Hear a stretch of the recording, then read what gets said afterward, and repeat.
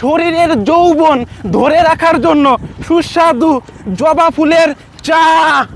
Ladies and gentleman, বিভিন্ন রকমের জবা ফুলের সাথে বন থেকে সংগ্রহ করা মধু, সাথে এলাচ, দারচিনি, লবঙ্গ মিশিয়ে বানাতে চলেছি সুস্বাদু জবা ফুলের চা।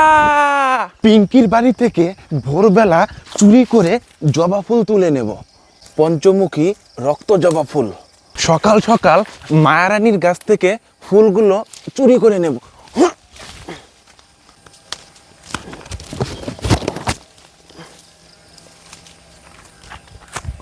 চুপি চুপি ভোরবেলা সুইটির বাড়ি থেকে চুরি করে নেব ফুল।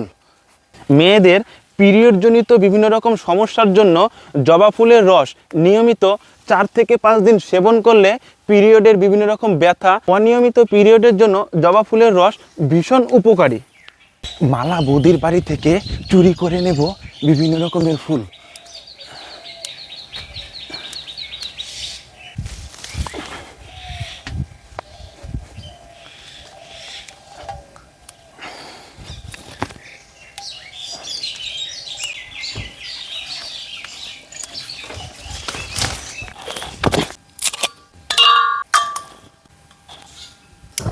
আগুনের উপরে কড়াইটা বসিয়ে দেব। বিশুদ্ধ পানীয় জল, গোলমরিচ, গোটা কয়েক লং, সামান্য লবণ, বিভিন্ন রকমের ফুলের বোটা আর এই ফুলের সামনের এই অংশটাকে ছিঁড়ে ফেলে দেব।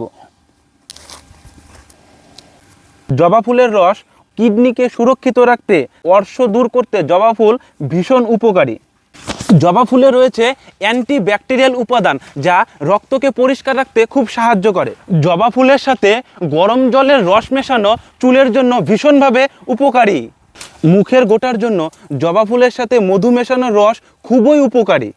জবা ফুলের রস ক্যান্সার রোগ প্রতিরোধে ভীষণভাবে ব্যবহার করা হয়।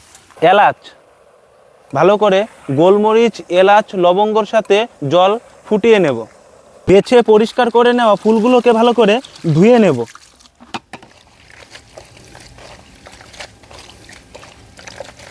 ফাইনালি পরিষ্কার করে ধুয়ে নেওয়া ফুলগুলোকে এখন জলের মধ্যে দিয়ে দেব। ভালো করে জবা ফুলগুলো মিশিয়ে নেব।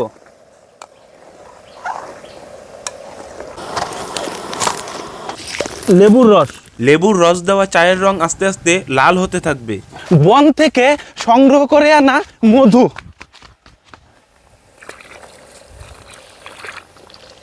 ফাইনালি সমস্ত কিছু দেবার পর চাটাকে ভালো করে জাল করে নেব।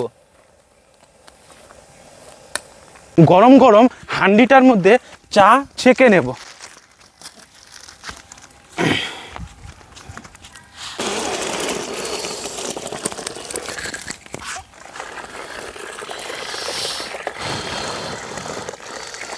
গরম গরম চা সার্ভ করার জন্য পুরোপুরি রেডি।